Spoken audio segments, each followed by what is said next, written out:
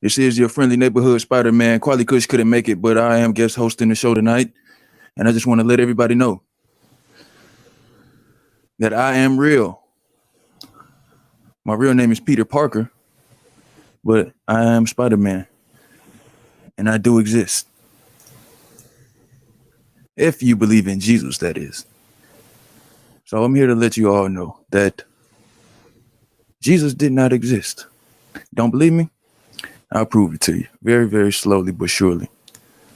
If you want to believe anyway, then you must also believe in Spider-Man. Not because I said so, but because that's your standard of evidence for telling anyone else that Jesus was real. So by your standards, and I'm talking to you Christians and theological historians, by your own standards, if you believe in Jesus, you must also believe in Spider-Man. Why? We shall explain tonight. Believe in things that you don't understand, then you suffer. Superstition is the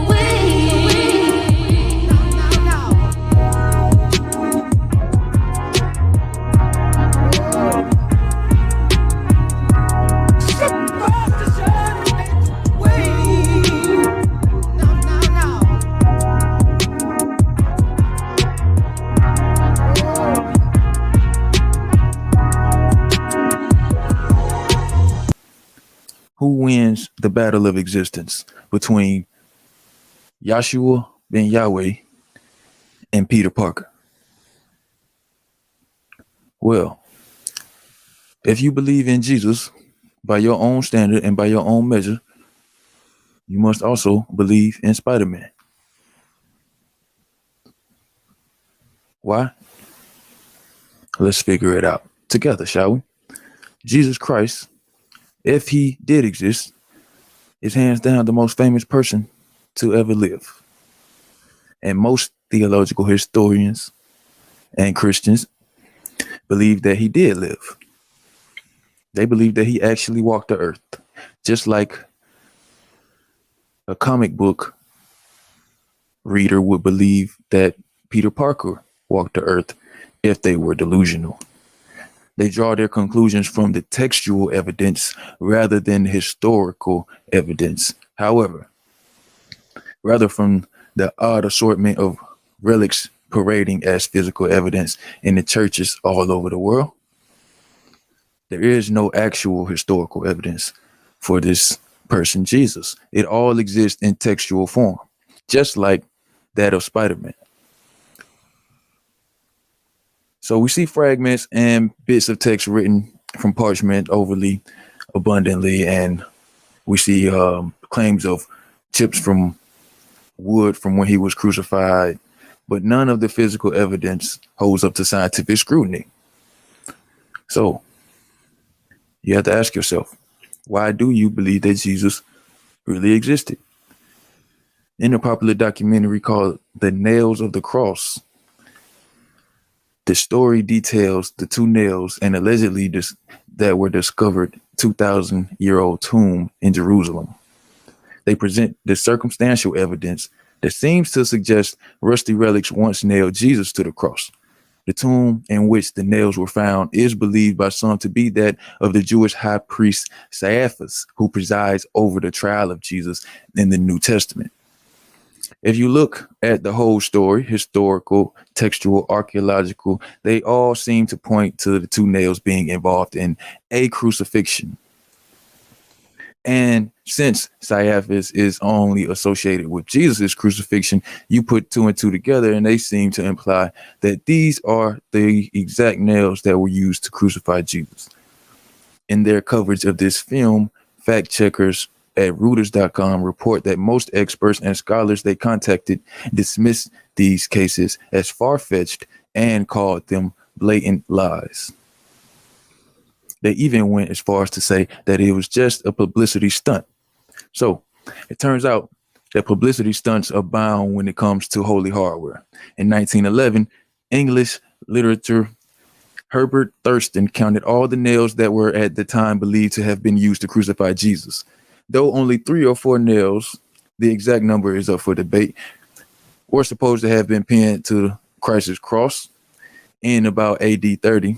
In 1911, 30 nails were being varinated as the nails that were used to crucify alleged Jesus Christ.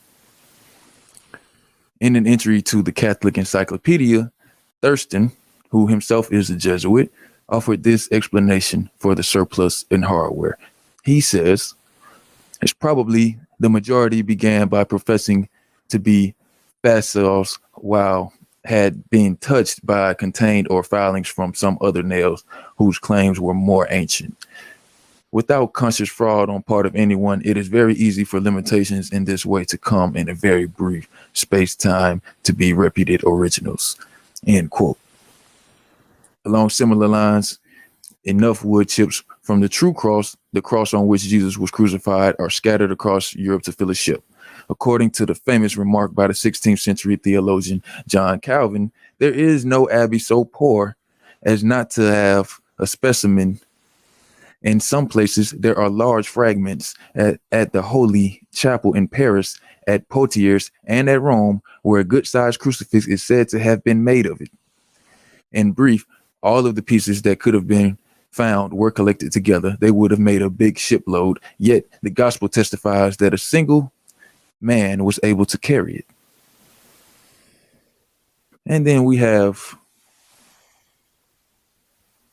some more false physical evidence like that of the Shroud of Turin. Let me share my screen for you. Perhaps the most famous relic in the world, the Shroud of Turin, is believed by many to be the burial cloth of Jesus. It's 14 by 4-foot linen blanket, which bears the ghostly image of a man's body, has been worshipped by millions of pilgrims in the cathedral in Turin, Italy. But scientifically speaking, this is a known fake, a forgery, a lie.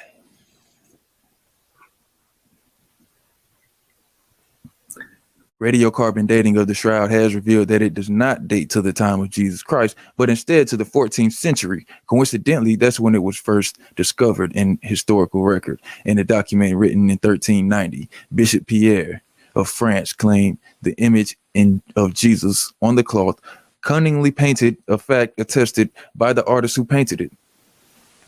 Today, the Catholic Church does not officially endorse the Shroud of Turin as authentic, though many of the faithful, including Pope Benedict, have indicated that they personally still believe in its holiness.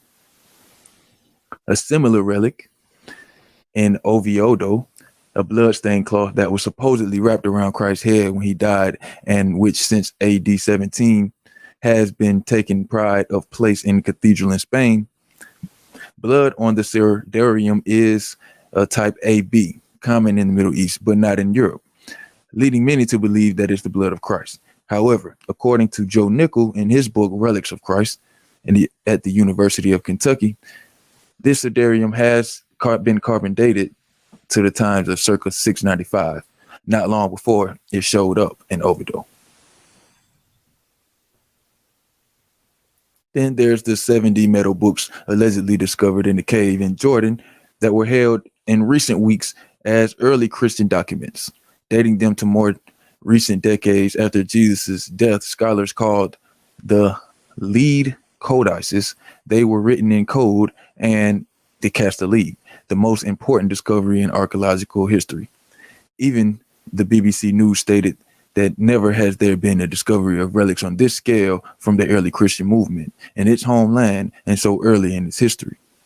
Christians took to the books to be proof of the real life existence of Jesus because one page displayed an image of him. A nearby fragment of text reading, "I shall walk uprightly," was interpreted by many as a reference to Jesus' resurrection. Strong evidence that it actually happened according to them. But as Life's Little Mysteries reported, these lead codices are fakes, a jumble of anachronistic dialects and borrowed images probably forged within the past 50 years. Quote, The image they are saying is Jesus is the sun god Helios from a coin that came from the island of Rhodes. Oxford archaeologist Peter Todeman told the press. There are also some nonsense inscriptions in Hebrew and Greek. The main scholar who had been backing their authenticity was later revealed to be a fringe thinker with no real credentials. Fake Christian relics such as the codices are relatively common. A Roman and Greek archaeologist at the University of Pennsylvania, Kimberly Bowes, says modern people's urge to find material evidence from the first 2 centuries of Christianity is much stronger than the actual evidence of itself. This is because numbers of Christians from this period were incredibly small, probably less than 7,000 by AD 100, because they didn't distinguish themselves materially from their Jewish brethren.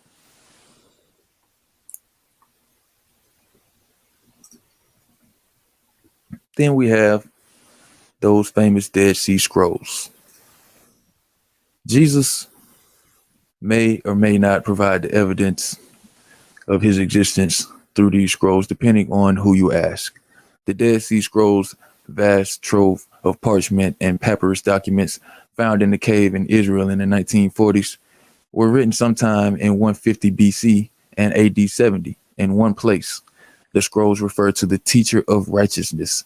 Some say that teacher must be Jesus. Others argue that it could have been anyone. Then we have the crown of Christ. Before Jesus was crucified, the Gospels say Roman soldiers placed a crown of thorns on his head. In a painful mockery of his sovereignty, many Christians believe that a thorny instrument of torture still exists today, albeit in pieces scattered across Europe.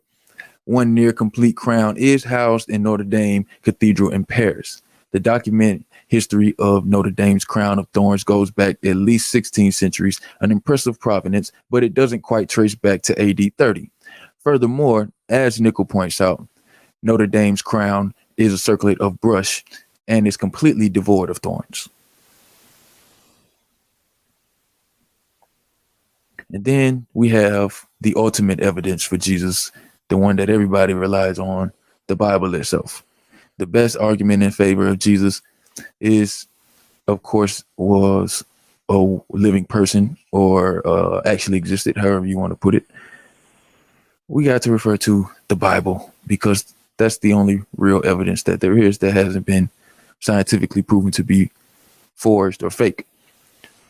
So let's go to the synoptic gospels of Matthew, Mark, Luke, and John, which are thought by scholars to have been written by 4 of Christ's disciples in the decades after his crucifixion.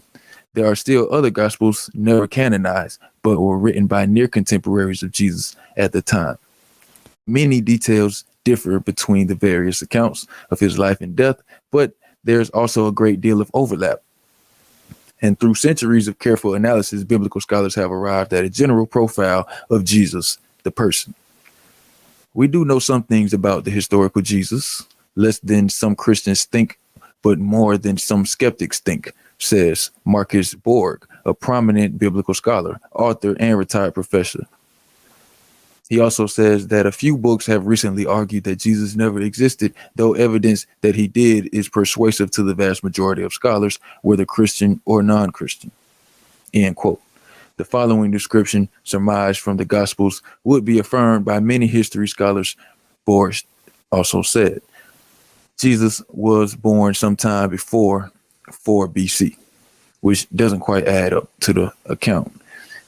He says he grew up in Nazareth, a small village in Galilee, as part of a peasant class. Jesus' father was a carpenter, and he became one too, meaning that they had likely lost their agricultural land at some point. Jesus was raised Jewish, and he remained deeply Jewish all of his life. He never intended to create a new religion. Rather, he saw himself acting within Judaism. He left Nazareth as an adult and met the prophet John, who baptized him. During this baptism, Jesus likely experienced some sort of divine vision or hallucination. Shortly afterwards, he began his public preaching with the message that the world could be transformed into a kingdom of God. He became a noted teacher and a prophet as well as a healer. More healing stories are told about Jesus than about any other figure in the Jewish tradition. He was executed by Roman imperial authority, and his followers experienced his death or experienced him after his death. It is clear, Board said, that they had visions of Jesus as they had known him during his historical life. Only after his death did they declare Jesus to be Lord or the Son of God. So, where does Spider-Man fit in? Where do I, Peter Parker, fit into the story? Well, if you believe that Jesus was real, again, you must also believe that Peter Parker is real. Because the same exact evidence we have for Jesus, as I just detailed, we also have for Peter Parker, aka Spider-Man. So, a famous quote from Peter Parker, aka Spider-Man: "With great power comes great responsibility." The most famous Spider-Man phrase first used by Peter in Spider-Man versus Wolverine #1 comic book back in 1987. So I ask you, if he wasn't real, how could he have a quote of something that he said? Now, full disclosure, because I know we got some religious tards out there, I do not believe that Peter Parker is real, nor Spider-Man. All right. But I'm making a point here, using the same evidence that these historical theologians use to say that Jesus was real. We're going to say, well, then you must believe also that Spider-Man was real. Let's see fact number 2. Although it's a quote from Peter, Uncle Ben, Peter learns that it's Uncle Ben's death first mentioned in Amazing Fantasy 15. It was concluding lines from Ben's death that explains the moral of the story. However, Sam Raimi's live action Spider-Man changed the story and made it Uncle Ben's advice to Peter. So just like the Bible, the stories differ and you got revisions and stuff changes over time. But that doesn't prove that he's not real, right? Red Skull killed Spider-Man, aka Peter Parker's parent, when he learned that they were double agents. CIA sent Richard and Mary Parker to invade the Algerian base by a spy ring controlled by Red Skull under his command. The finisher cracked Parker's airplane and framed them for treason. So we have people writing about actual events that took place with people's names in a real place, New York City. Just like the Bible talks about people that actually existed with real names in a real place. But did these things actually happen? Does Peter Parker have a younger sister named Teresa Parker, entirely unknown from him? Introduced in the early comic, The Amazing Spider-Man, Family Business #1. According to that one, he does. So how could Spider-Man, aka Peter Parker, have all of these facts listed about him if he wasn't real? Well, because it's called historical fiction. The same thing that your Bible is. They even go as far as to list weaknesses about Spider-Man. So an entirely fictional character can have weaknesses. Did you know that Spider-Man's weakness was a cold and gas attacks? Yeah, Spider-Man has gas. He can't drive. These are things that they actually embedded into the character, the personality of this Peter Parker.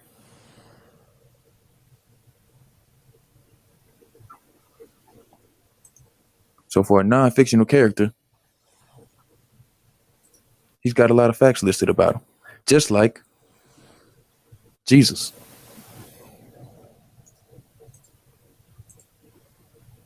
Throughout his life, Spider-Man fought several villains. So I want some of y'all Christians to click this link. Or you don't got to be a Christian. Anybody. Click the link in the chat and explain to me why you don't believe in Spider-Man, but you do believe in Jesus. What evidence do you have for Spider-Man that, or for Jesus that you don't have for Spider-Man?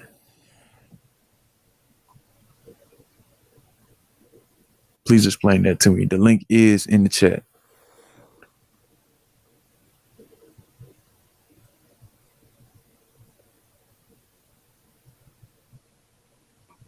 Let's see what else we can find out about Spider-Man that nobody knows. Some bonus facts. A real spider wouldn't shoot webs from his wrist. No, duh.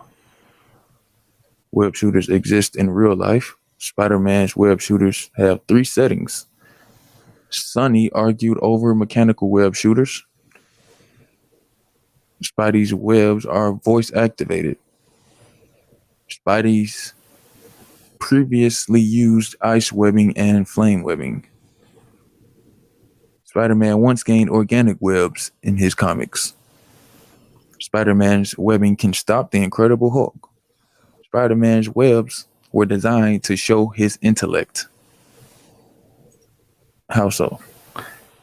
James Cameron gave the first Spider-Man organic webs. Blah, blah, blah.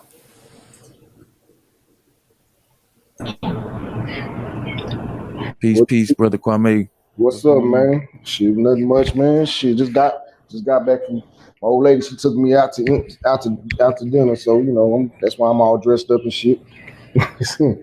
Yo. Oh, that was up. Yeah, man. Shit. So what you think about Spider-Man versus Jesus? Oh man, that was a well put together presentation, because that basically just illustrated if Christians don't get that, you know, yes, there's people name could be Peter, you know what I'm saying? Yes, there is a New York. And see, people look like, well, because Israel exists or because this exists, therefore Jesus. You know what I'm saying? And they're looking at anecdotal evidence, you know what I'm saying, to try to basically prove their claim. That's what that is. They're looking at anecdotal evidence, and somehow anecdotal evidence is evidence, like substantial evidence, you know. So exactly. Yep. So New York, Peter Parker, and we have an image of Spider-Man. We have an image of Jesus. Let's say, for instance, a crime happened in New York, right? Somebody will say, "Hey, Spider-Man stopped the train from if it was bank robbery, right?" Some people say, "Well, Spider-Man stopped the bank robbery." Okay, where's the evidence of that? They might try to say, "Well, you know, there was a bank," and you know, it's like they going by the type of evidence that they use for Jesus. Mm-hmm. They could only say like, well, I found this note that said Spider-Man did it. Mm-hmm. It was a letter written by somebody that, according to Paul, and it says Spider-Man has something to do with it. So that's how we know. And then like that's the evidence. That's the same evidence that they use for Jesus. They're saying, well, it say right here in the Bible that Jesus blah blah blah blah blah. Well, it say right here in Spider-Man Amazing Spider-Man number 15 blah blah blah blah blah. So how you gonna say that one is not real or one is real? See, the only crutch that you have is that we know Stan Lee. You know, so we know who made Spider-Man and you know who created it and all that stuff. Right. The people who created Jesus, they did it in secret. You know what I'm saying? So they don't claim credit for it. They want you to actually believe that this person existed. So if you don't enough to fall for it, then join the masses. Exactly. You know what I'm saying? Like you said, all they have is a book. They don't have the cross he was hung up on. Because that's, you know what, if that was a very important event that happened, man, you should damn near like the ancient Egyptians, they kept everything that they went through.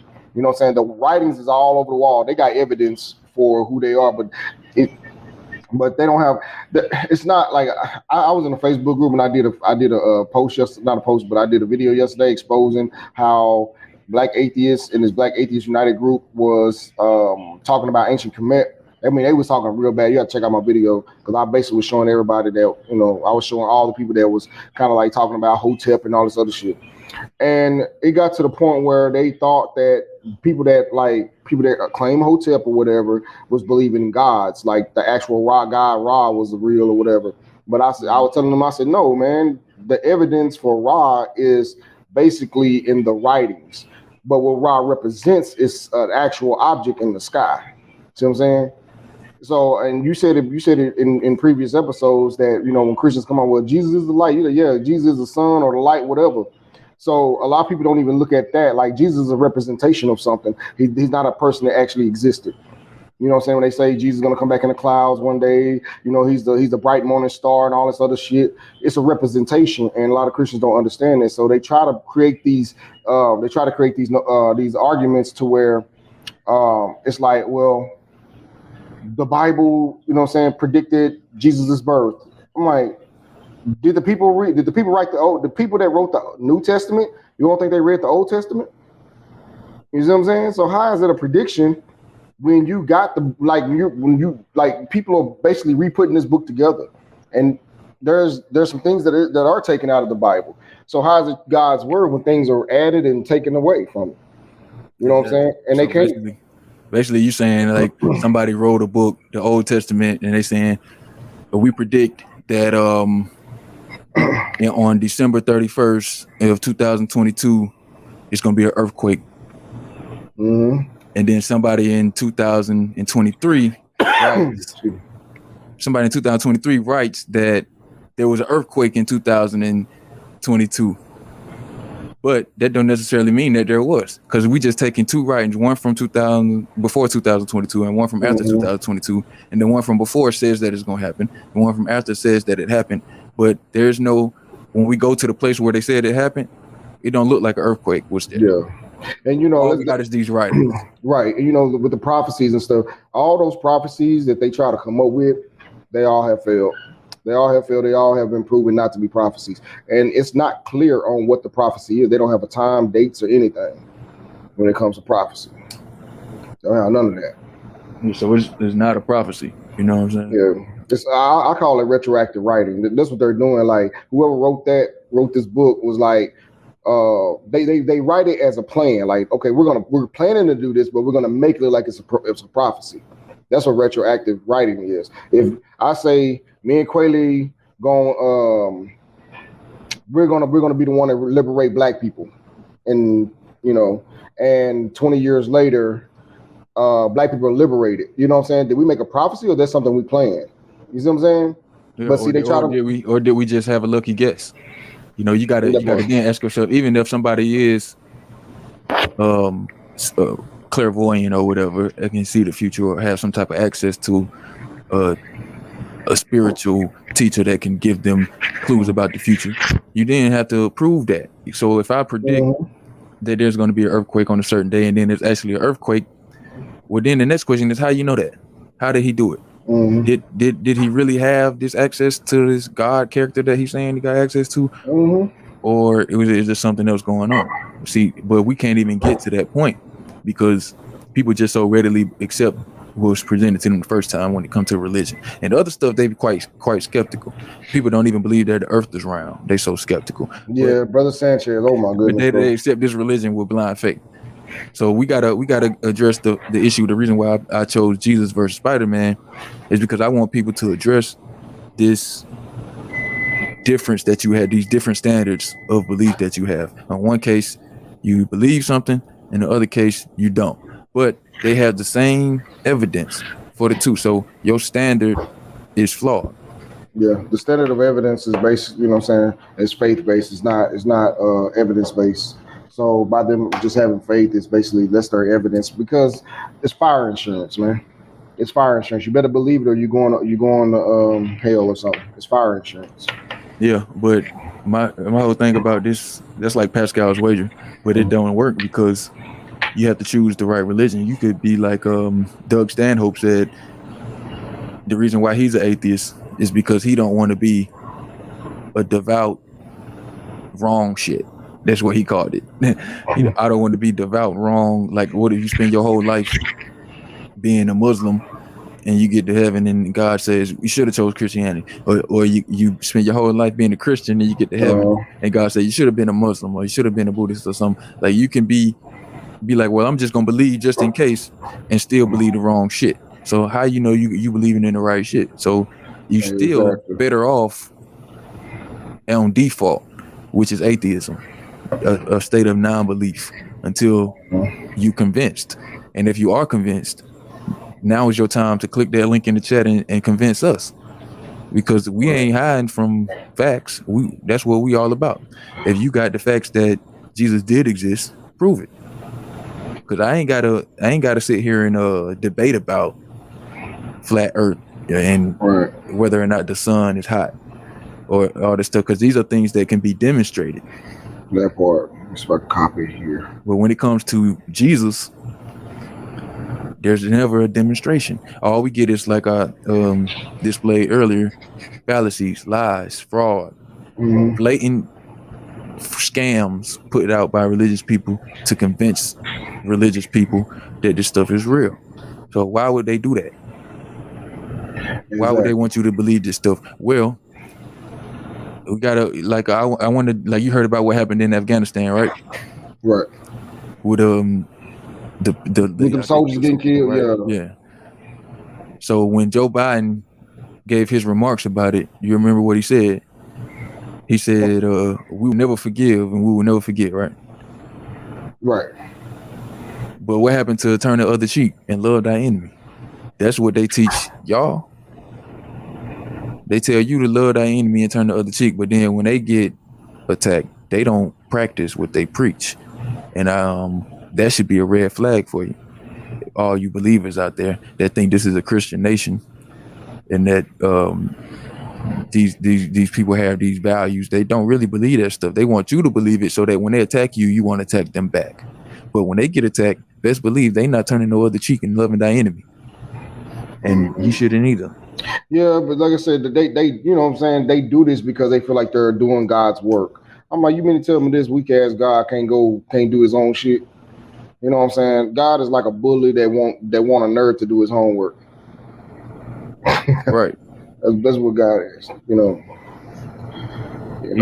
He's like he's a tyrant. If I don't like talking in that sense that God is real, you know. So I gotta caveat to everybody that the imaginary fictional God that they created has the characteristics of a tyrant, just like Spider-Man. His weakness is a common cold, and he has gas attacks. So you can't say that this Jesus character exists. Even if you go to the theological quotes, like with Richard Carrier is his name. The guy, he uses the Bayesian theorem to say that it's probable, or 33% probable, that Jesus actually existed. So let's analyze what that actually says. Who I think Carrier is an atheist, if I'm not mistaken, by the way. But, Richard Carrier? Yeah. But I think he is too. So he said using the Bayesian theorem, which is basically a mathematical, when we bring it, like, blending math with history. They're saying it's a 33% likeliness that Jesus was real based on the historical accounts, which is all text-based. That means, even if that's true, which I might not necessarily agree with it, but if it is true, that means there's 66% chance that Jesus didn't exist. So if you were going to bet, what would you put your money on?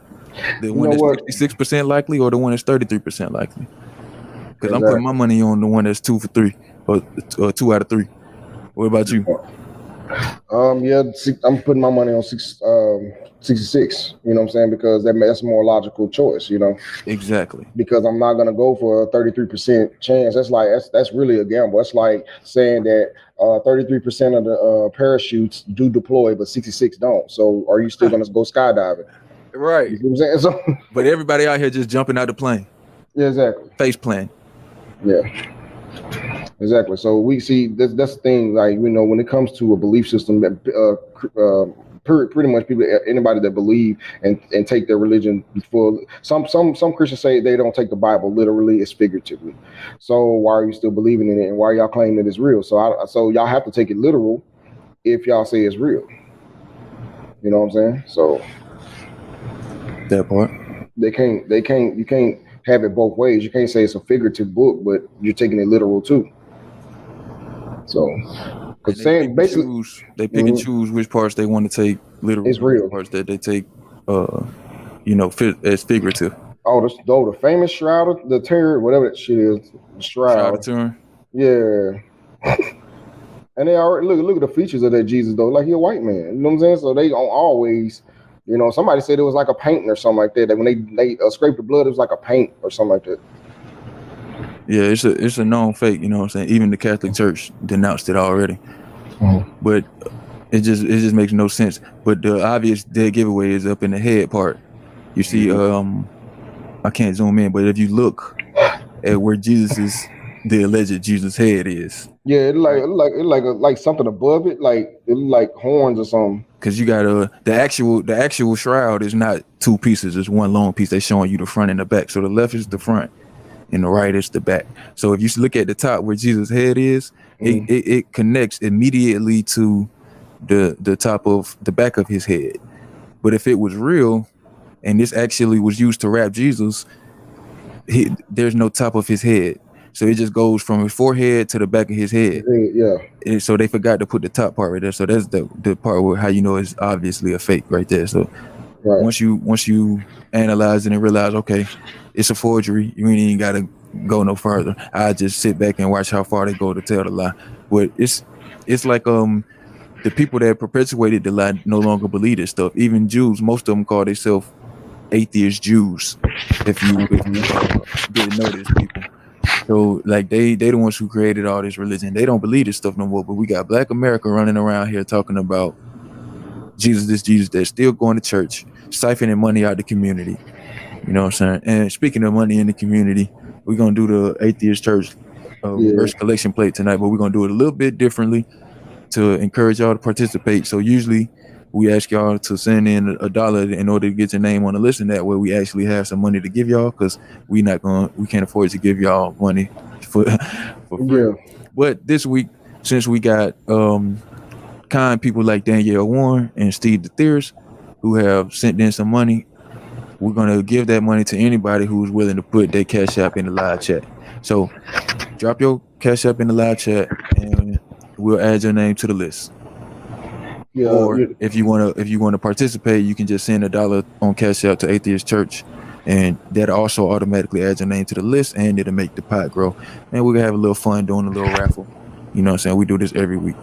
And while we on the note, this is the last time this show will air on this channel. We're still gonna air next week, but we're gonna air on the Atheist Church live channel. So I'm gonna put that link in the chat one more time.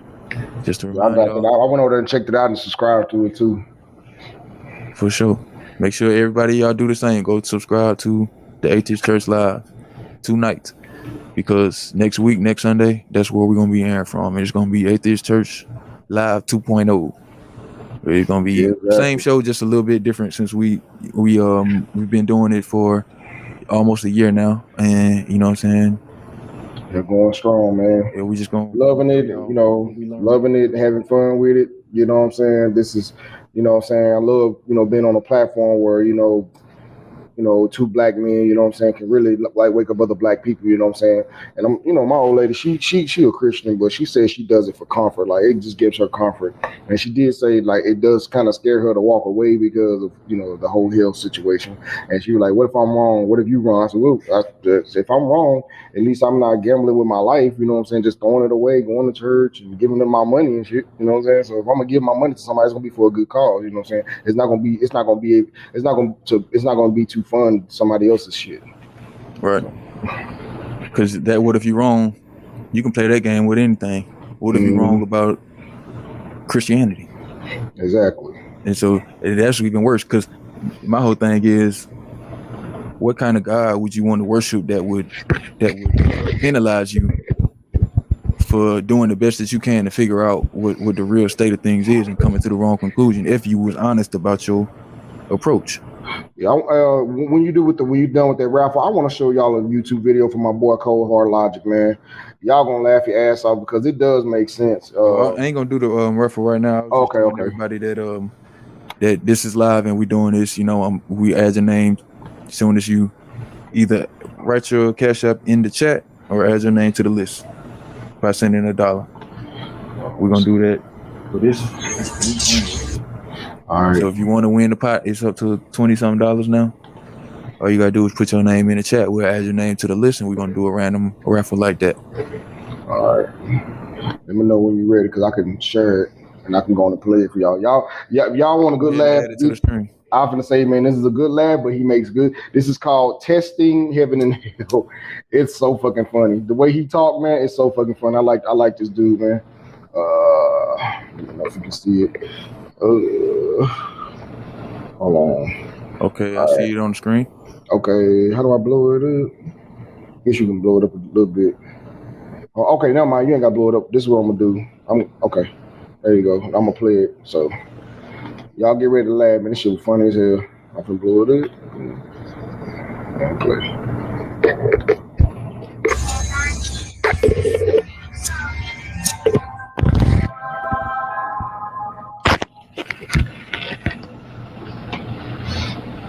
How many people die every day? Over 153,000 according Everybody to hear WHO figures for 2012. If there really were a binary no middle ground, is the heaven really all it's cracked up to be? We can be fairly sure that the intelligence level in heaven isn't high. All the great scientists are in hell for repeated heresies, as is everyone who can appreciate their work. Dumbass. The fact that we no longer think illness is caused by demons, Rich ass dumbass. the nature of the world is revealed by actually looking to see how it works, rather than just saying that some magic sky fairy is responsible for everything. Remember when people thought rainbows were signs from God? No, neither do I. We've moved on since then. Well, most of us have. Everyone arriving in say some will people be still wanting believe to it. meet their sky fairy, of course. After all, they've been promised that the stories are true, and they get to be in the sky fairy's kingdom, and what use would it be if they didn't meet the fairy himself? After all, how would you know you'd ended up in the right place without that? Besides, it'd be rude for the sky fairy not to thank you in person for your faith. But how long would your meet and greet last? If you believe in an afterlife, the chances are you think most other people are going to hell. How else are you going to feel superior as a fully grown adult who still has an imaginary friend? Let's say only 10% of people make it to heaven. That's still 15,300 people a day. The queues must be enormous, and the sky fairy must be bored rigid. Day after day, for century upon century, thousands of simpering sycophants queued up asking the same banal questions over and over again. Luckily for him, to get 15,300 people through the door every day and keep the queue moving, each stiff gets just 5.64 seconds to say hi and get their questions out of the way. Since you won't get time to ask any questions, perhaps there's an FAQ somewhere, maybe some kind of leaflet to collect on your arrival. One way for dead people to get more time for a basic greeting on arrival would be for the Sky Fairy to have representatives, like department store Santas standing in for the real Santa. So you don't really meet the Sky Fairy himself. He is, after all, busy being mysterious and making rainbows, and too busy to prevent disasters on Earth. So what makes you think he's got time to hear you asking whether you have to get your hair cut in heaven? In all likelihood, your meet and greet will take place with a rep. Crank up the bright light and some piped choral music, and the credulous will never notice the difference. After all, every Mickey Mouse at Disneyland is the real Mickey. Such a system could mean there's employment in heaven. So you go to heaven only to end up working pretending to be God to help manage the queues of snivelling creeps who want to ask that question for the umpteen millionth time. So you could choose a different religion. That's okay, you get to go to a different heaven. But every other religion's hell because you didn't subscribe to their Sky Fairy, who is obviously the only true Sky Fairy. But so was yours. So what is your afterlife then? Perhaps you are little more than Schrodinger's cat. Nobody knows whether you're in heaven or hell, or which heaven or which hells you might be in. And unlike Schrodinger's cat, we can't open the box and find out. And you only get to find out once you're dead. Of course, God botherers will never entertain the idea that there could be more than one heaven, because that would defeat their black and white heaven or hell dichotomy, on which they base their sycophantic adherence to the cherry-picked musings of some Bronze Age camel fiddlers. If the dichotomy is correct, and there is only one heaven, then 40,000 plus sects of Christianity need not be wasting their time debating whose interpretation of the word of the Lord of the Camel Fiddlers is correct, since you're all going to the same place anyway. This pretty much renders your holy book and your interpretations of it utterly redundant. And since there's only one heaven, you'll have to share it with the people of other religions. So perhaps you'd like to take up your debate of who's picked the right God, the right holy book, and the right interpretation of the Titles on these when you Bibles get is funny there. as hell. There's really no point debating it now, so kindly shut up and leave us all in peace. If you accept that there are different heavens and hells for each religion, then you're back to being Schrodinger's Sky Fairy sycophant. Take some comfort, though. Your afterlife superposition won't last forever, at least if you're a Christian. The Bible clearly states that only God is immortal. Obviously, then you get to die again in the afterlife. And what happens then? Afterlife 2.0, presumably. Are you judged again by the capricious sky wizard based on how much you kissed his arse while you were in heaven? If heaven is so magical, by what standard can you be judged when you die again anyway? You've already passed the faith test the first time you died, and that was pretty much the only entry requirement. After all, you can recant on your deathbed and still get in. So you die again and what? Pop up at the gates of heaven again like an afterlife version of Groundhog Day. Oh, but the queues. Well, it'd be rude not to join the back of the queue, unless there's an express lane for those who have died and been to heaven before. But there'd need to be a lot of express lanes, because they're going to have to serve everyone who has ever died, dying over and over again. Perhaps then there are other afterlife staff checking who's a first-timer and who's a re-entrant in the infinite loop of life and death that results from only God being immortal. If you're a God botherer and you want to contend that this is nonsense and that you know what heaven is really like, or are at least able to regurgitate the content of the sales brochure particular to your chosen religion or sect of that religion, you're forgetting one key thing. You haven't died yet, so you don't have the slightest clue. All you have is the promise that all will be lovely and fluffy. Will you be sharing heaven with all the sects and religions you disagree with? Won't you be going to their hell? How do you know? Oh, the near-death experience tales. If these are evidence of an afterlife, then they are evidence of multiple heavens, since, depending on where you live, your near-death visions are culturally appropriate.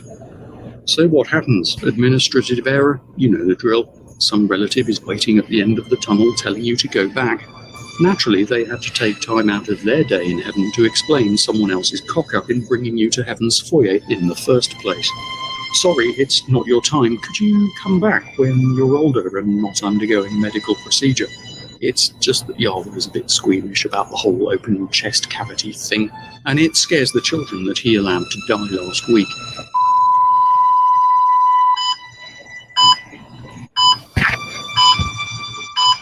If you can be sent back from heaven because it's not your time, God's not perfect. He could have intervened before you nearly died, rather than inconveniencing heaven's admin department and taking your relatives away from whatever heavenly activity they were doing that day to say hello and then goodbye again. And of course, if heaven were really all milk and cookies, they wouldn't have endured the pain of missing you anyway. But what would their day have involved? There is no sea in heaven, so if you like the beach, fishing, or marine sports, or just eating some nicely cooked fish watching a sunset with the smell of salt water in the air, you're screwed. Maybe you don't need to eat in heaven, so there goes your love of farm food. And if you can eat, the food has to be, by definition of heaven, heavenly. So you have no benchmark by which to enjoy a really, really good meal, because every day will be equally perfect, and equally boring as a result. Maybe they liked gardening. Well, no longer will they have to worry about pests or weeds. They're on them. The soil is magically and perfectly fertile, so there's no real need to tend their plants. Gardening is reduced to planting seeds and watching them grow. With all the interest and challenges removed, that's probably going to be about as much fun as watching paint dry. Maybe they loved archaeology. Sorry, not allowed. Real archaeology would involve dealing with cultures other than the one specific to your heaven, which might present evidence that your sky fairy is just a tall tale used to keep people in line and sate their fear of death. Or perhaps the archaeological sites are all specially constructed to be culturally appropriate to the heaven you're in. So that would just be an exercise in digging up confirmation bias. So where's the interest value in that? It's hardly likely to stir their passion for discovery that they had when they were alive. Again, heaven's looking contrived and boring. Don't worry, it only lasts forever, with the occasional re-death and re-entry to break the monotony. It seems then that if you think about it, the idea of an afterlife has more than a few problems. It's probably total bollocks, but we have no way of knowing in advance. People just think they do, and it always happens to coincide with their cultural and religious beliefs. Convenient, huh? Since this is the only life that you are guaranteed to get, you could just make this one count, instead of wasting your time trying to curry favour with your geographically predisposed choice of imaginary friend in the sky to try and ensure a good afterlife. Why? Because if one exists, and if your sky fairy is truly the reasonable, compassionate and genuinely loving fellow that his followers all make him out to be, whilst simultaneously ignoring his apparent penchant for genocide in the right context, he'll appreciate your efforts regardless of whether you spent your life kissing his transcendent arse by talking to the ceiling on a regular basis. Thanks for watching. And that's what I try to tell people all the time. Like, That shit was, hey, that dude why right would he there is judge so you funny. for being true to what you believe or whatever if you don't believe that the God exists? All you got to say, if you was wrong about being an atheist, that's the ultimate Pascal's wager. You can just say, God, hey man, you didn't give me enough evidence to know that you was real. You left me the same evidence that I had for Spider-Man. So how am I supposed to know that you was real? Exactly. And did you see the part about multiple heavens? Like, if you're a Christian, then you might go. It's confusing, but see the way he broke it down, it makes sense. Like, what if you're in heaven, but the other side of you is in hell, and you got 3 different hells to go to. You know what I'm saying? So you're just back and forth, like he said. You don't know which hell you heaven or hell you in. Yeah. So there is no real Pascal's wager if you're gonna choose a religion. That's why I say the best Pascal's wager if you're gonna take that approach, which I don't agree with, but if you're gonna take that approach, the best one is to just not believe in it. Exactly. Yeah, because it tripped me out the way he animated. He was like, Imagine if this shit was real and you just basically bouncing back from heaven to hell because you chose one religion but then didn't choose the other religion, so you got to go to hell, but then you're going back to heaven. It's just. They don't think about that. Then the whole line thing, you know what I'm saying? I mean, he made perfect sense. Like, you're going to be waiting in line to see God, but you only have like a certain amount of time with him. You know what I'm saying? That part, man, just like we were saying on the very first episode of this show, back to the last episode of the season. On the very first episode of this season, we was having a conversation about Santa Claus. The way Santa Claus is not real is because the things that Santa Claus is said to do can't be done. Mathematically speaking, you don't have time to go to every single house in the world in one day. You just can't do it. Just like he was saying about the heaven and the hell. If heaven actually exists and only 10% of people went to heaven, which this video is, I don't know how old, but the population was less in the past than it is now. So it was less people back then. If 10% of the population went to heaven every day, there would be 15,300 people, and that would mean each person would only have a few seconds in line with God. So if you ain't got no time to ask God no questions of what he was saying, so all this imaginary, the way people imagine heaven or what they're gonna do when they get to heaven, that's a falsity. Even if it is real, exactly. You're gonna be in line waiting for your chance in 15,000 long line, and God gonna say, yeah, let him in, or he gonna say, no, go to hell. And that's the God that you believe in, this tyrant motherfucker that ain't got time for you. You know how many people died over the ages of the, since Christianity, since 2000 CE? Bro, God said only 144,000 can get in, bro. So, and we in 2021. Yeah, that's been done. You know what I'm saying? If this was real, yeah. So I don't know why y'all still believe it. Y'all done missed y'all turn. You know what I'm saying? You done missed the bus. And Ray Hagins explained it perfectly using the Bible, that if the rapture was gonna happen, if the Bible was true, it already happened. And you can use the Bible to prove that Jesus believed that the alleged Jesus, like it's like saying what Peter Parker said, Jesus believed that he was going to return within his generation. He said that nobody's going to die before all these things shall pass. And all those things he was talking about was his returning and the rapture. So he was saying all this is going to happen within this generation, and all those people are dead now. So either this is all some bullshit, and these are words of Ray Hagen's, either this is all a lie, or it never happened. It already happened. It already happened, or it never happened. Really, right? Either it already happened or it never happened. So what are you waiting for? Like, what's the my most famous line from Scary Movie 1? What are you waiting for? You want me to jump? What are you waiting for? All you Jesus fiends out there, you Spider-Man believers. That's what y'all are tonight. Y'all are Spider-Man. What are we gonna call them? Spider-Manians? Yeah, Spider-Manians. Peter Parker. Damn, Peter but y'all believe in Jesus, so you, by your own standard, you must believe in Spider-Man, or you must admit your what is the confirmation bias or cognitive dissonance. One of those. You got to admit that you flawed in your reasoning, or you got to admit that you believe in Peter Parker, because this is the same standard of evidence. We got textual evidence. We got actual comic books that were written in the past that one day is going to be ancient. They worth money now. If you got like certain issues of Spider-Man, they selling for like $1,000. So these are like valuable text comic books that say that Peter Parker said, valuable things that you can actually use in your life, like with great power comes great responsibility. That's true. So if he said something that's true, and the book says that he existed, and New York is a real place, by your standard, Peter Parker is also a real person that actually lived. Exactly. Now we know Peter Parker is a common name, so anybody can be like that, say Spider-Man is real. Well, we got Peter Parker, and you bring me Peter Parker. Now you presented Peter Parker. Now can Peter Parker do those? Can he shoot a web out his hand? Just like if they say, okay, this is Jesus, we brought Jesus to you. Now do you believe? I said, no, wait a minute. I need you to turn this water into some bourbon. Can you do that? You know what I'm saying? That type of shit. So you actually, just because you bring me somebody like Peter Parker that has a name Peter Parker, they will have to do more than just presenting somebody.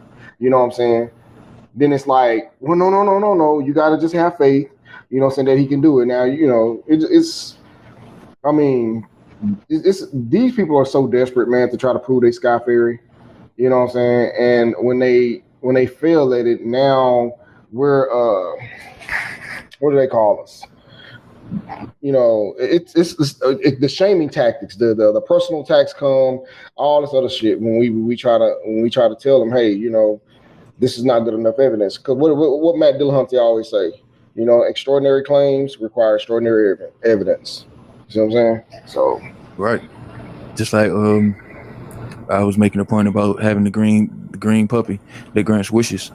If I make a claim that far-fetched, you wouldn't just take my word for it. If I just say I got a puppy, that's mundane, so you might just believe me. But if I say I got a green puppy that grants wishes, now you like, wait a minute, you sure? Let me see that. Let me see how that works. Because unless you just want to be that damn gullible, I don't know why you do that. But on what you were saying, check this out though.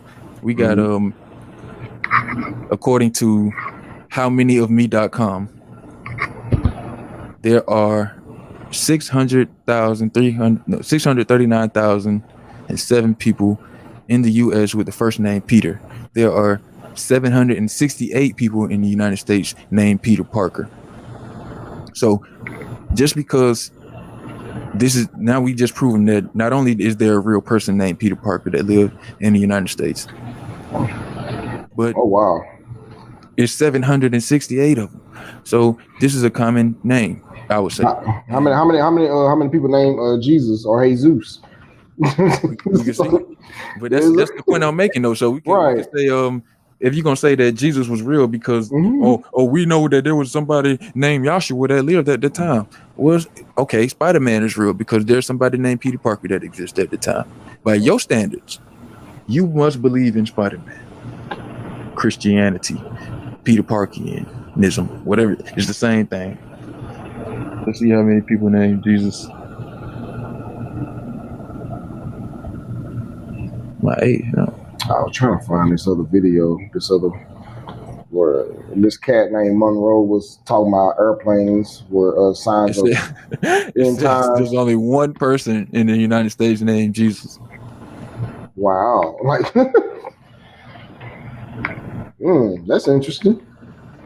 One person. Okay, now It's kind of, I don't really, let me see, because first it says there's 262,000, but then up under it says there's one or fewer people in the U.S. named Jesus. So I'm thinking they mean at the bottom they're talking about first name, last name. You know what I'm saying? Because I didn't put a last name in there. So they, I guess, saying, you know what I'm saying, people just named Jesus with no last name. There's only one person. But as far as just first name, there's 200,000 people with the first name Jesus. Or Jesus. That probably would be what they say that. My name is Jesus. That's what everybody say if you call him Jesus. They be like, my name is Jesus. I used to and I was in school, man. I used to call him Jesus. Hey, Jesus stole my pencil, and the teacher would get mad. Do you mean Jesus? No, I mean Jesus stole my pencil. And I used to get in trouble. I had to quit doing it. I kept getting in trouble from that bullshit. But I'm gonna do one of them. What's that dude name, man? The flat Earth dude. Oh yeah, Brother Sanchez. Yeah, man. I'm gonna do one of his moves. If you believe in Jesus, because it sounds like Zeus. Hey, Zeus. So it's just talking about Zeus. So that's what it is, because that's what he be doing. He just be like, this sound like that, so it must mean this. But still, though, you know what I'm saying? It's interesting, you know, the way you can play on words and stuff. You can do a lot of that with the English language. Exactly. But the real name of the real word they get Jesus from is Jesus Christos. Yeah. You know what I'm saying? So it's funny because like the Hebrews, they'll say his name is Joshua ben Yahweh, but when you go through the historical evidence, they got that name Jesus from Jesus Christos, which is some Greek shit. So then we got time for one more video, man. I want to make y'all laugh tonight, man. It's by Cold Hard. Yeah, it's by Cold Hard Logic. I got it up in the what's name, so it's another. This is called the Sky Demons. These are how y'all want to see how radical these Christians are. Watch this. Watch this. Get ready to laugh your ass off. Okay, and play.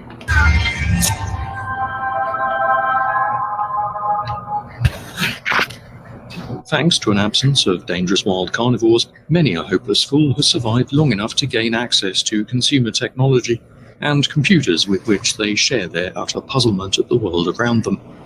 When a certain demographic can't understand something, the conclusions they reach are off the chart. Welcome to World of Batshit. We'll be starting this series by taking a look at the sky. What mysteries does the sky contain? Aircraft. Yes, aircraft, it seems, are highly challenging objects to some. I don't mean remote indigenous populations who are entitled to go about their business. I mean people living in modern societies who don't understand aircraft. Here's one having a channel by the name of Monroe.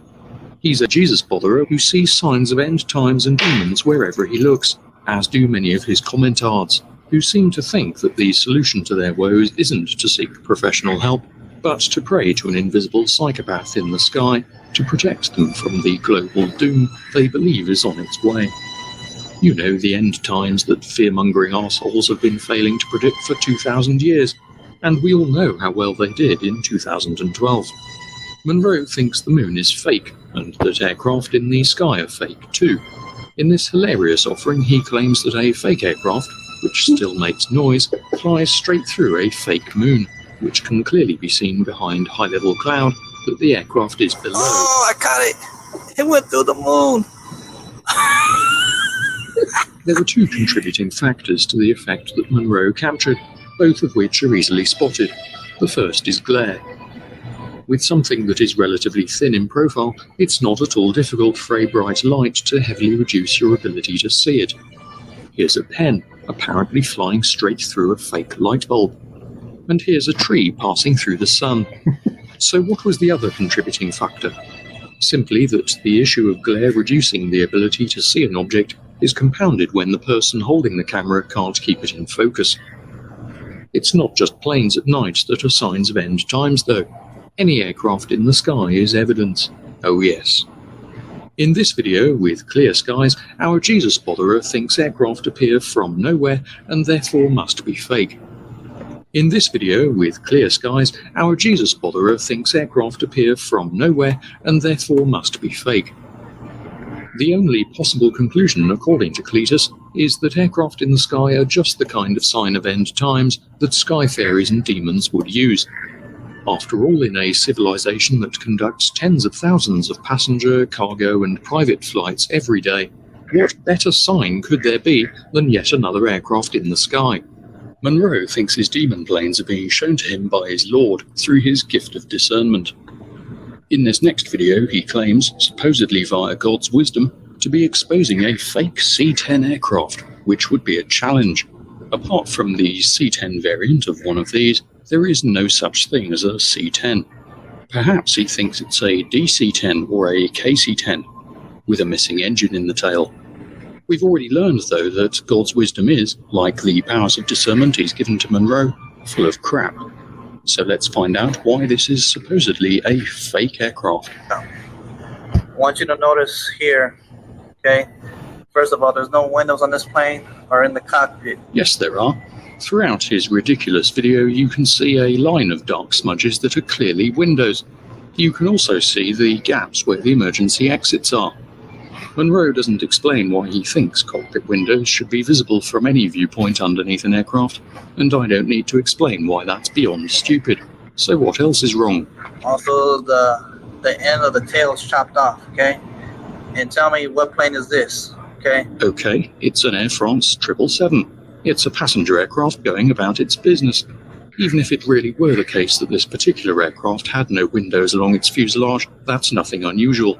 Air France fly the cargo version of the 777 as well.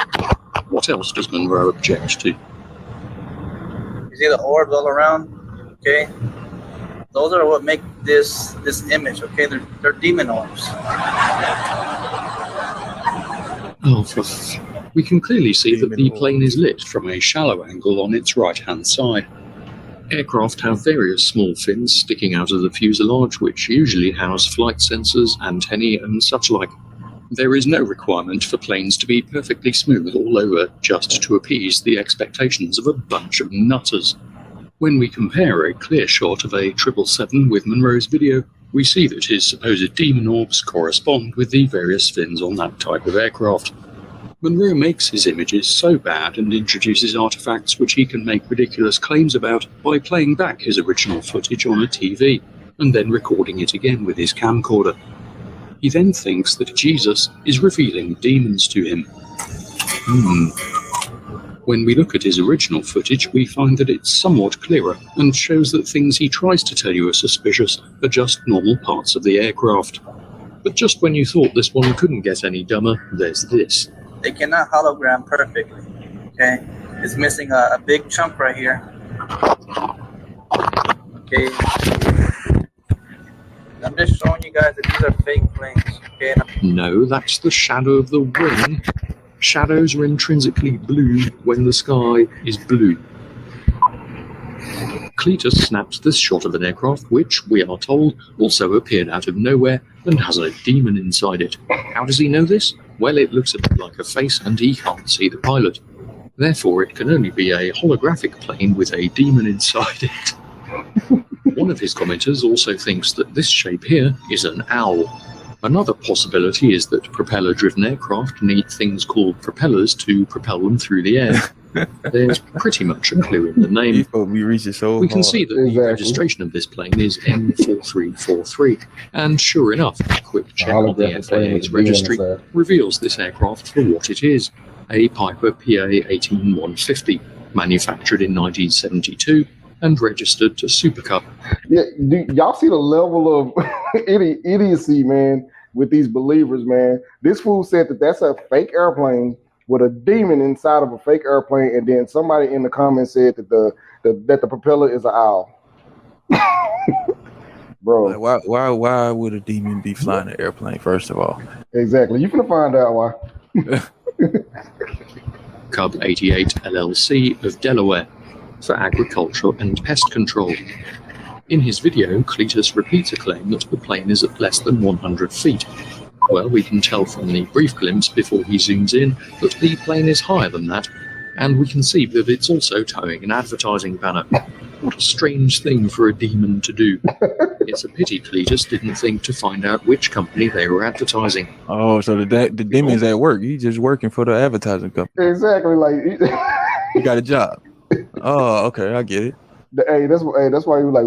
What a strange thing for a demon to do.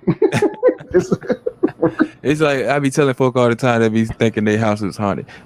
Hey, if the motherfucking ghost ain't doing nothing but closing doors and making noises like woo, like you know what I'm saying, get comfortable. Like you got a roommate. Exactly. You know what I'm He ain't saying? bothering you, don't bother him. Like Exactly. motherfuckers be like, I don't believe it's no ghost, but I'm saying if it is, you motherfuckers don't be bothering nobody.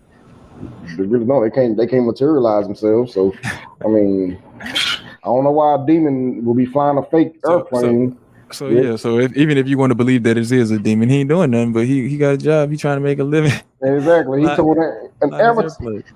Why would a demon come from hell to go take a job doing advertisement and flying? Demon, what does he need a plane for? Demons got wings, right? I mean, from what I've seen in the illustrations, they should. I mean, shit, he can just fly in the sky and do it like Jeepers Creepers or something, you know. But let's get back to the video. When demons aren't flying the planes, they are the planes.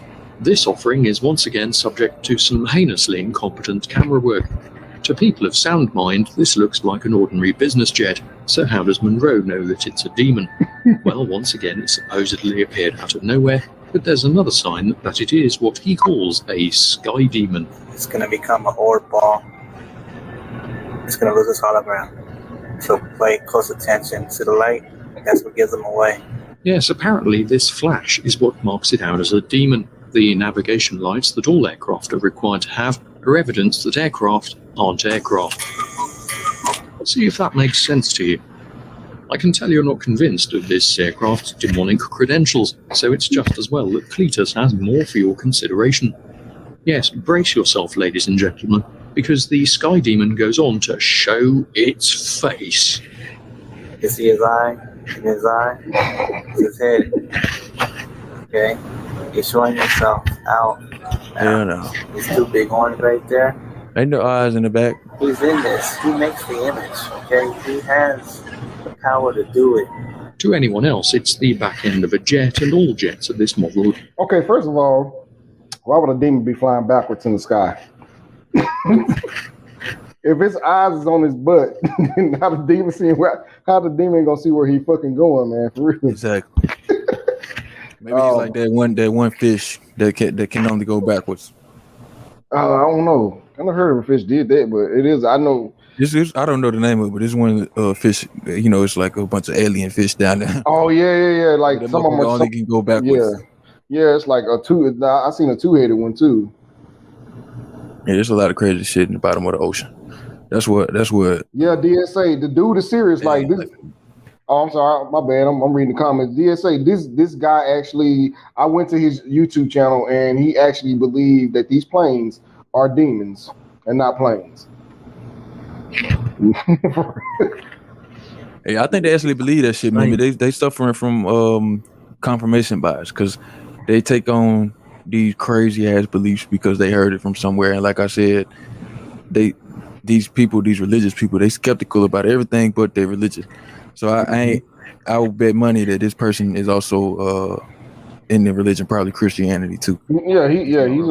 Yeah, because he said Jesus. He said that Jesus is revealing it to him.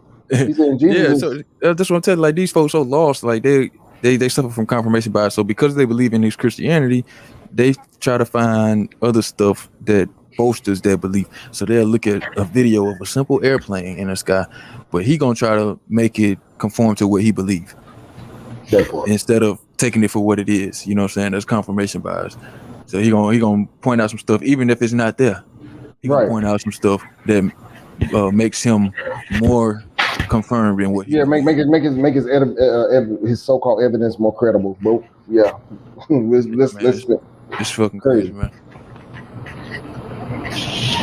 But wait, behold, the Sky Goat Demon.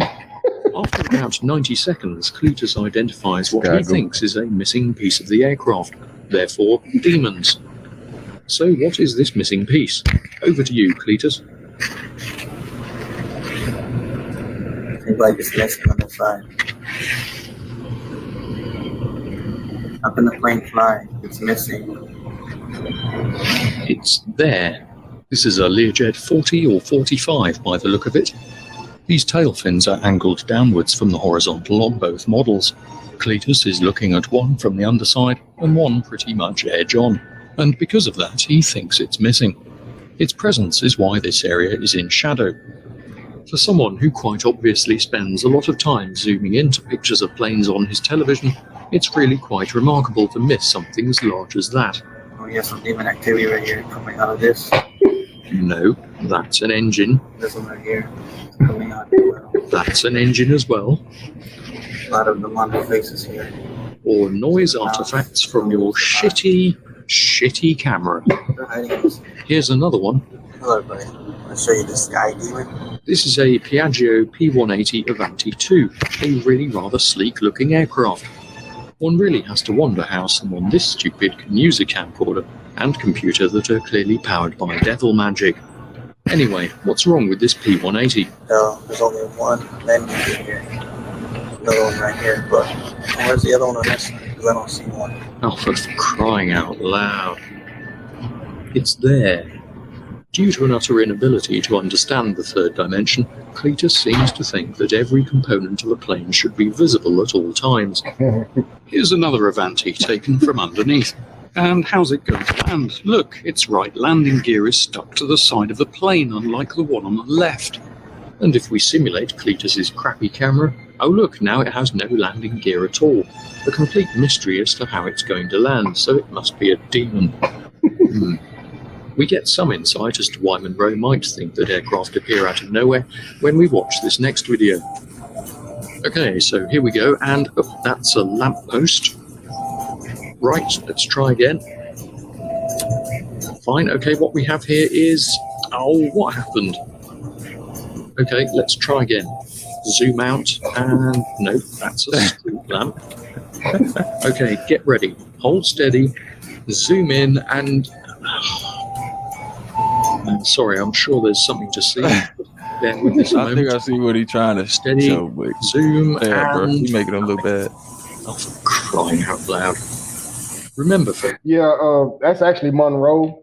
That's actually the dude, but I like how he basically kind of like inserted himself in, like as if he's looking for it, you know what I'm saying? See, this guy actually thinks that planes come out of nowhere, and you know, it must be a demon because he didn't see it before he saw it. That's the logic of this. Because he didn't see it before he saw it, it's a sky demon. Oh. It must be Yeah. fucking religitard. Yeah. folks, Jesus is revealing these demons to him. Okay, one more time. And there we have it, ladies and gentlemen. I'll hand you over to Monroe. You tell me what is that big thing right there? That, dear boy, is what we in the modern world know as a helicopter. It's unreal. And it appears to be a Eurocopter AS350 Scribble, single engine with a camera pod mounted on the front, like this one from London Helicopters used for filming. So it's not hard to find what kind of helicopter it is, or that what Cletus seems to think is an orb indicative of demons is nothing out of the ordinary. His eyes, his nose, his mouth, his big long horns. There's an evil big demon right here. Horns. It is, of course, completely unheard of for a helicopter to have rotors, and had this goon pause the video in a different point, they'd be in a different position. Why is it even necessary to explain this? Here's his body, his shoulder, his arm, his elbow right here, his arm coming this way. And his other arm is reaching out. He's grabbing this, he's trying to illuminate himself. These helicopters that illuminate. Damn, bro. And these folks actually believe this stuff. How they take the form. So what now? So they actually believe this. Yeah, I mean, like this dude is not joking. This dude actually believes. He said it's a dog demon, And then he said that this was his arms and this was his face, and I guess that nose is supposed to illuminate him. He said he tried to illuminate himself. Like, bro, this dude is so fucking lost. Yeah, but This is what religion does to your mind, people. This is your brain on Christianity. And he's actually putting in there talking about Jesus is revealing this shit to him. Like, for real. Man. Why, you know what I'm saying? Why would a demon even want to be seen? Why is he trying to be seen? Why would a demon like take time out of his day? Like, yeah, I want people to see me, and I don't want people to see me. You see what I'm saying? So I don't know. Oh no, but apparently that's why he disguising himself as a helicopter. Yeah. But these folks crazy, man. Yeah, and yeah. DSA like serious, bro. DSA tripping out over here. That's serious. They actually believe this stuff, man. Exactly. No. Here's what is quite possibly the single worst image of a helicopter ever taken in the history of photography. Monroe sees more orbs, or as we call them, lights. What is the purpose of these supposed orbs, though? They're using holographic technology orbs to hide themselves behind their So something that wants to hide has come up with the amazing idea of flying over populated areas in plain sight and using bright lights that can be seen from large distances and multiple directions, just like the navigation and collision avoidance lights used on civilian aircraft, which are the result of people deciding that it would be a good idea if aircraft were highly visible across large distances and from multiple directions.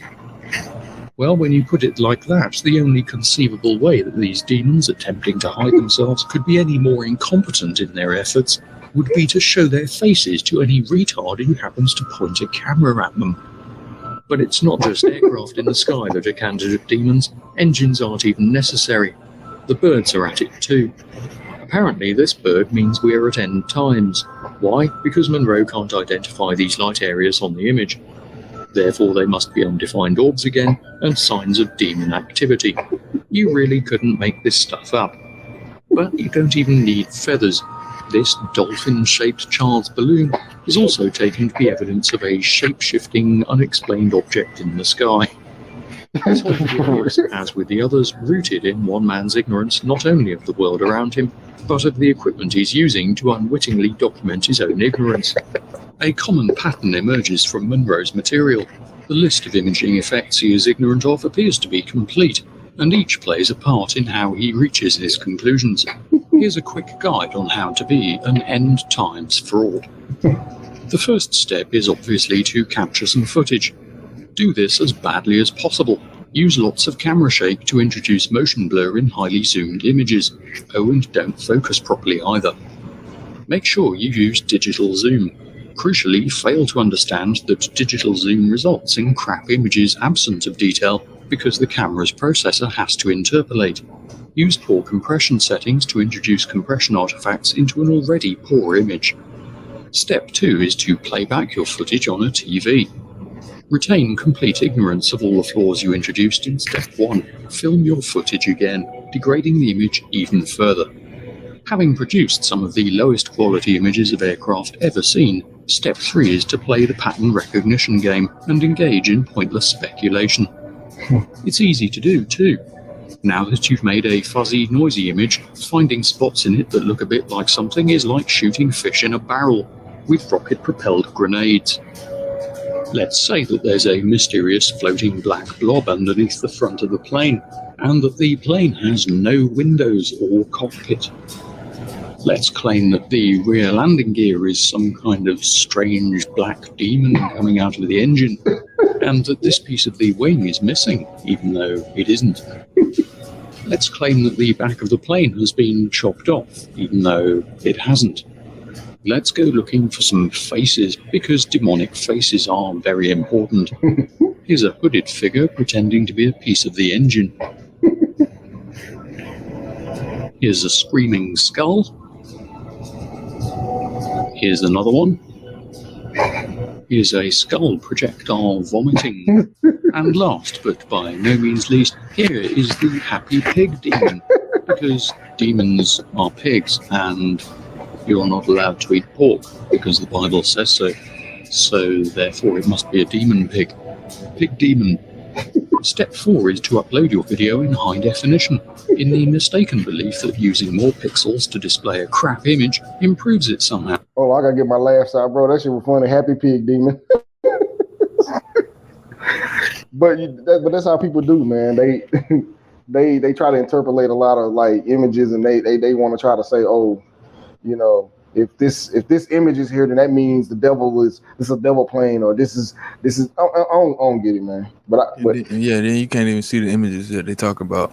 Yeah, you know, yeah, because as Code R Logic was saying, like the way he was doing it was to make people believe that it is what it is, because it's a poor image, bro. Your camera have to interpolate, use fuzzy noise, and you know all that stuff, man. I'm like, this dude is really he believes it. Yeah, he reaching like really hard. Let me finish this video. Now, the result is that features introduced into the image by cheap optics, poor focus, noise, and the user's general incompetence are taken by that user to be absolute proof of something other than normal optical effects, artifacts, and the fruits of incompetence. This brings us to step 5. Declare your incompetent ramblings to be truth. The credulous won't spot your ignorance if you appeal to the authority of a fictitious sky fairy. Claim that he's revealing demons to you. After all, for believers, there is no better way to alert the world to its supposed doom than to use the dumbest members of its population who can't use a camera or understand its results. People like Monroe are doing nothing more than spreading ignorance with a liberal coating of fear-mongering. Monroe is a fearful individual who wants you to be afraid too. Afraid of what? Birds and aircraft and children's balloons. He can't even understand the basic concept of three-dimensional objects looking different or asymmetrical from different angles. Monroe spends a lot of his time warning people to repent based on the claims he makes and claiming that end times are near. Despite the total lack of any evidence for any of those claims, someone who thinks aircraft and birds are sky demons has over 2,800 subscribers. Contemplate that for a moment. 2,800 people that dim, and of breeding age. If you've been wondering where the nutjobs live on YouTube, check out the believers in faith. I hope I didn't hurt nobody's head. I mean, you can't argue with the facts. Man, Numbers don't lie. 2,800 subscribers, bro. He got more subscribers than me. But that's what you gotta understand. It's like people believe this stuff for real. You know what I'm saying? There's people on YouTube that get on there and say that Justin Bieber and The Weeknd is the same person. And they have like a following, and the following is like, yeah, you know what I mean? I forgot what I said, what y'all gonna do when they in the same place at the same time? Exactly. You know what they do? They use some mental gymnastics to try to rationalize that shit. Exactly. That's what they do. That's magic. Yeah. Just like the demon planes we just saw. Oh, when I go outside, you falling for that, man? He fucking shapeshift.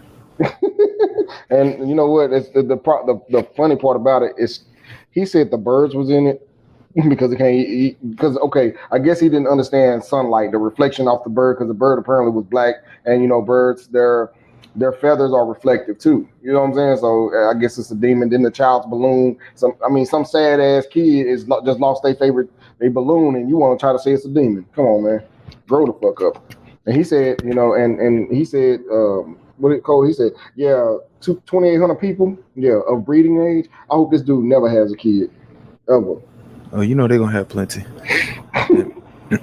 It's crazy, man. Like a lot of Christians will homeschool their kids just so that they can keep them away from education and teach them about Christianity and stuff. I forgot who the guy's name was, man, damn. But he was just on the news talking about how this generation don't know nothing about religion and stuff. And he was complaining like it was a bad thing. I'm saying it's a good thing. You know, like why do they have to learn about some shit that's fake? That should be optional. You know what I'm saying? If you want to study religion as like an extracurricular thing because it fascinates you or something, whatever. But this shit ain't real. This shit ain't true. You can't demonstrate it. So how are you upset because people aren't being taught? That's Yeah, crazy. and While at ain't the same time, they're theology trying to stop teaching slavery. Go ahead. right? It's like theology ain't that the study of God? So you need something like, okay, so that's just like science is the study of the natural world, but don't you have to have nature to study it? So if theology is the study of God and y'all don't have a God to study, so what are y'all doing? They exactly. It's a nonsense class. You know what I'm saying? It's this. They actually made that shit up because, like you're saying, there is no God to study. You know what I'm saying? There's Yeah. no subject here to examine. So what they do is they examine the text written about the God, and they call that theology. It's almost like a play on words. Or is it, or are they saying that the Bible is God? That's my only. That's my only. That's something I can. Yeah, the Bible It's must they be God. God. Yeah. It's the way they live. Like the Bible, they God. But the sad part about it is most of them haven't even read it all the way through. Yeah. They just get read and told about it. You know what I'm saying? That's why, like every week when we bring verses to people, most of the time they haven't been aware of them. You know what I'm saying? Like anytime we introduce some verses that we did a whole episode about preachers verses that the preacher never Oh read to yeah. you. Yeah, So I know that's when we had them callers too, man. I miss those little. I mean, you know what? I would be happy with troll calling right now. I missed our callers, man. I guess let me drop they the couldn't link hear just me. in case any trolls heard that. Yeah. But yeah, it's always a audience participation show. So if y'all want to join in and add your 2 cents, no matter what you believe, you can do so. Just click the link in the chat. All right, man. But yeah, man, shoot, I had to show y'all that, man. I hope y'all had a good laugh, man. Y'all go subscribe to Cold Hard Logic, man. If y'all, he got the one on Flat Earth, man. That shit is so fucking funny. He was talking about Brother Sanchez too. I guess I'll say that for another show, but that shit was funny. Yeah, man. Well, we can go ahead and do the reverse collection plate. It's a glass on top of the motherfucking piano, bitch. It's a tip glass. Put some money in that bitch. And get the fuck on. Now's the time to add your Cash App in the live chat, people. If you want to be added to the list. Ladies and gentlemen, boys and girls, mammals and cats, dogs, chickens, ducks. You can win some free money. Free bands, as they say. Free band.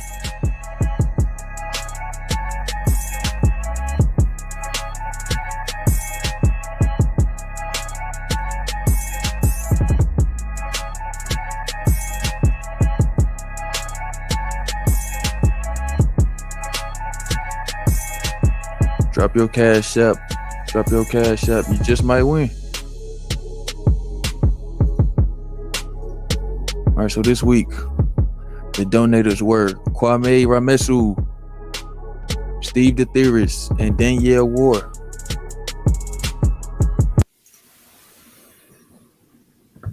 So since y'all scared of money and y'all don't want to drop y'all Cash App in the chat, let's go ahead and spin the wheel.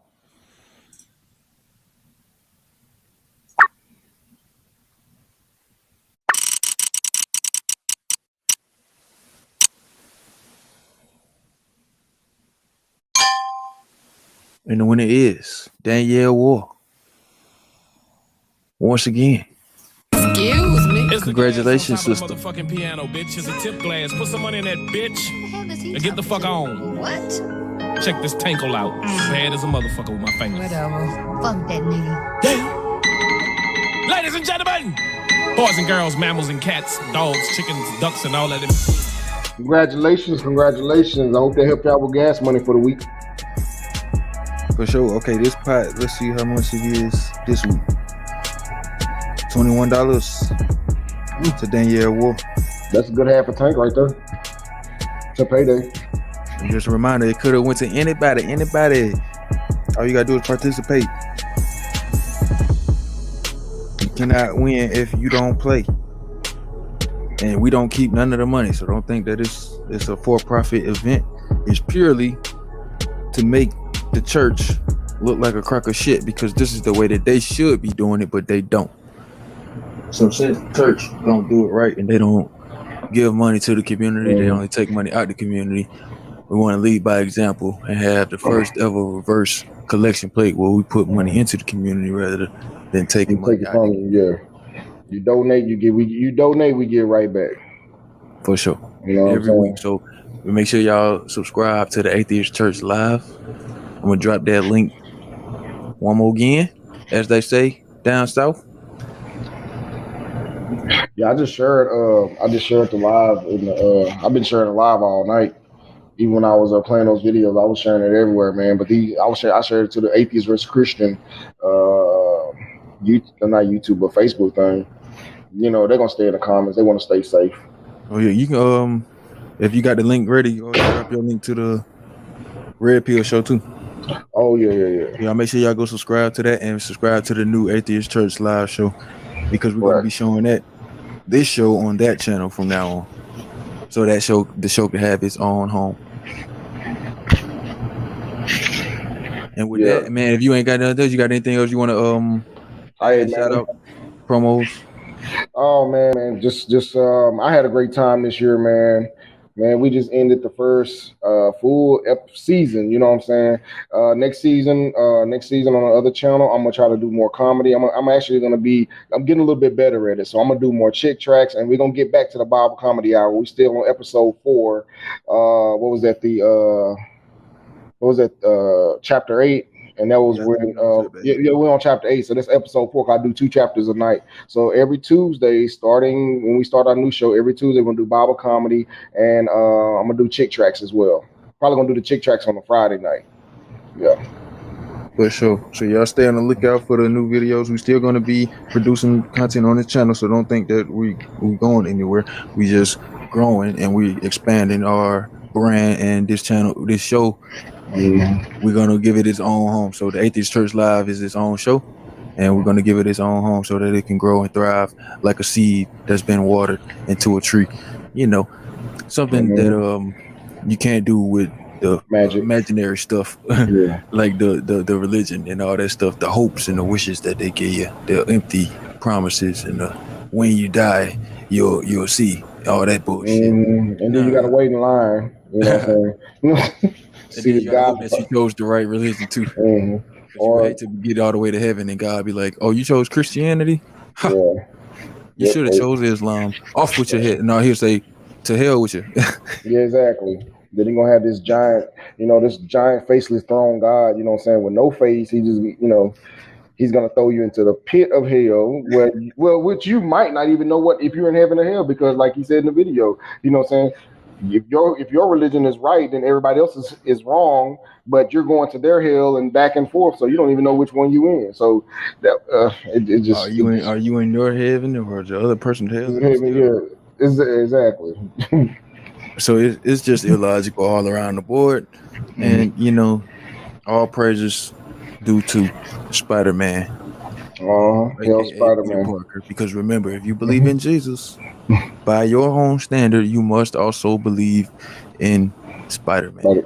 Yep, and Santa Claus, and the Easter Bunny, and Kweli's puppy that grants wishes.